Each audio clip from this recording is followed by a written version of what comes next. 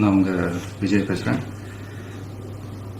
உலகம் பூரா சட்டத்தை உருவாக்குனது மக்களோட கலாச்சாரத்தையும் உரிமையையும் பாதுகாக்கத்தான், அதை பறிக்கிறதுக்கு இல்லை. தமிழனோட அடையாளம் ஜல்லிக்கட்டு. எதையும் எதிர்பார்க்காம, யாரோட தூண்டுதலும் இல்லாம, எந்த விதமான கட்சி பேதமும் இன்றி தமிழ் என்ற ஒரே உணர்வோட. யார் நீயா? அது என்னமா கொஞ்சம் கூட வெக்கப்படாம பேசிட்டேன். இனப்படுகொலை செஞ்ச மயன் எதுக்கு உங்க கட்சிக்கு ஆதரவு தெரிவிக்கணும்? தமிழ்நாட்டில் அதுவும் தமிழ் தேசியத்தை தூக்கிட்டு வர உங்களுக்கு எதுக்கு ஆதரவு தெரிவிக்கணும்?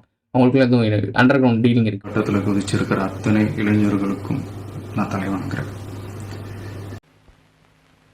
அடங்கப்பா, இது உலக நடிப்புடா சாமி.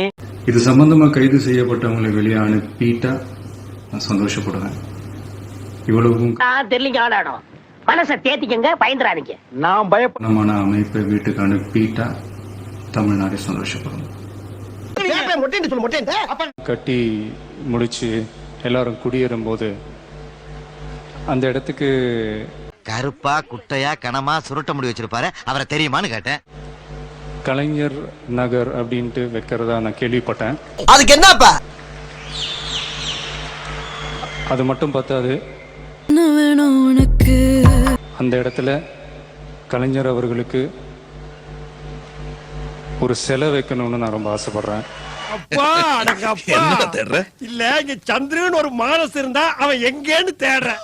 நீங்க சைக்கிள் எடுத்துட்டு போயிருக்கீங்க ஓட்டு போடுறதுக்கு. பெரிய விஷயம். 4 கார் இருக்குல்ல, லிஸ்ட் பெருசா போய்கிட்டு இருக்கு. 4 காரையும் தாண்டி சைக்கிளை ஏன் எடுத்துட்டு போனீங்க? என்ன வார்க்கும் எனக்கு என்னடா தெரியும், கேளுடா. எனிதிங் அதுல இப்படி, அதாவது உள்ள ஏதோ பேசுறதுக்காக நான் பேசிட்டு இருக்காத, நேரத்தை கடத்தாத, நல்ல விவரமா பேசு. ஒன்றும் இல்லைப்பா, அது வீட்டுக்கு பின்னாடியே அந்த ஸ்கூல், அந்த ஓட்டிங் போத்து அப்படியே கீழே வந்து சைக்கிள் நின்றுட்டு இருந்தது. என் பையன் ஞாபகம் வந்தது. சரி, ஓகே, சைக்கிளில் போகலான்ட்டு போனேன். அவ்வளோதான் இதுக்கான ஃப்ளாஷ்பேக்கு. அன்னைக்கு அடங்கப்பா, இது உலக நடிப்புடா சாமி. கருப்பு சிவப்பு சைக்கிளோட வந்து உங்களுக்கு ஆதரவு கொடுக்குறேன்னு சொன்னாரு. உங்களுக்கு எல்லாம் வந்து நன்றி உணர்வு இல்ல? ஓ, அப்படியா விஷயம்? தக்காளி மூக்கா ஓப்பனிங்ல ஒரு குரல் சொன்னியா, சொல்லு. அப்படியே கீழே வந்து சைக்கிள் நின்றுட்டு இருந்தது. என் பையன் ஞாபகம் வந்தது.